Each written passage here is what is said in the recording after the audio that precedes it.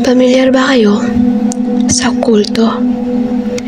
Ngayong araw na to, ang kwento ko, ang kulto sa dulo ng bukid. Sa isang baryo sa dulo ng bukid, may parte ng lupa na pinaniniwala ang bawal lapitan.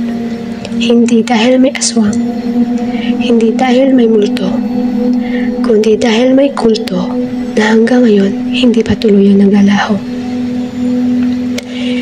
Isang gabi, nagpasya ang tatlong magkakaibigan na mag-trail at mag-camp sa lugar na yon. Simple lang sana, content, nature trip, tahimik na break. Pero nung malapit na sila sa kampo, biglang namatay yung signal ng phone nilang tatlo. Sabay. Ang sabi ni Rina, "Guys, hindi normal to. Sabay-sabay walang signal. Parang may nagsabay cut."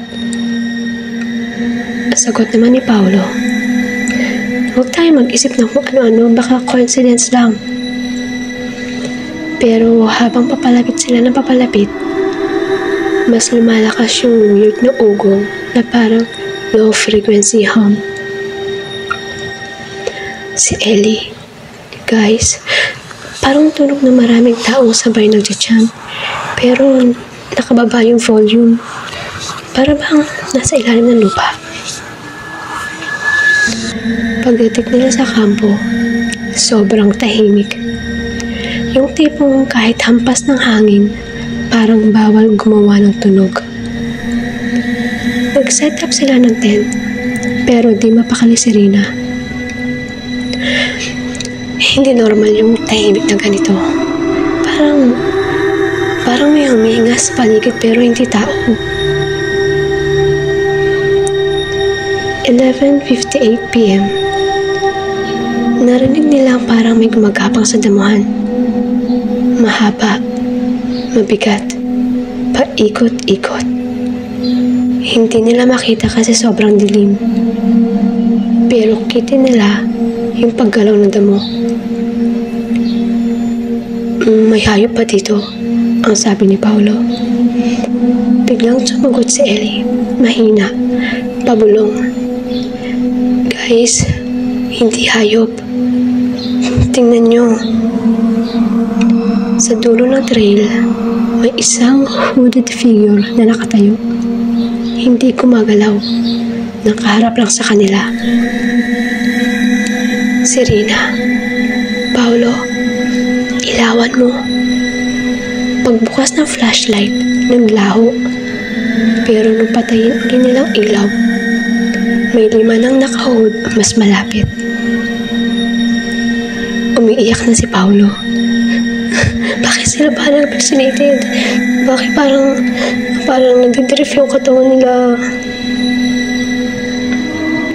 Si Ellie, habang kinakaladkad yung backpack niya, "Guys, ramdam niyo ba yung pressure sa tenga?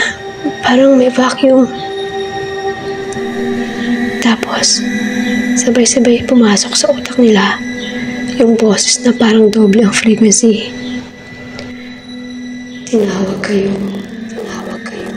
Palagi na kayo. Party nito na kayo. Biglang sabay-sabay silang lumuhod. Kahit pilit nila iangat katawan nila, parang may invisible hand na pumipigil.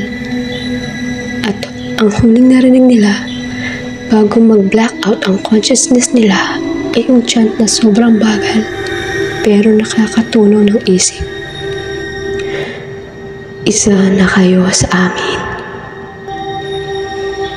Kinabukasan, wala ng camper na nakita. Pero yung tent, nakaset up pa rin. Yung tripod, nakatayo pa rin. Pero yung camera, may last clip. Static, distorted. Pero may 3 hooded figure na nakatayo sa gitna. At pag-zoom in, hawig nila yung mga nawawalang kaibigan. Hindi sila gumagalaw.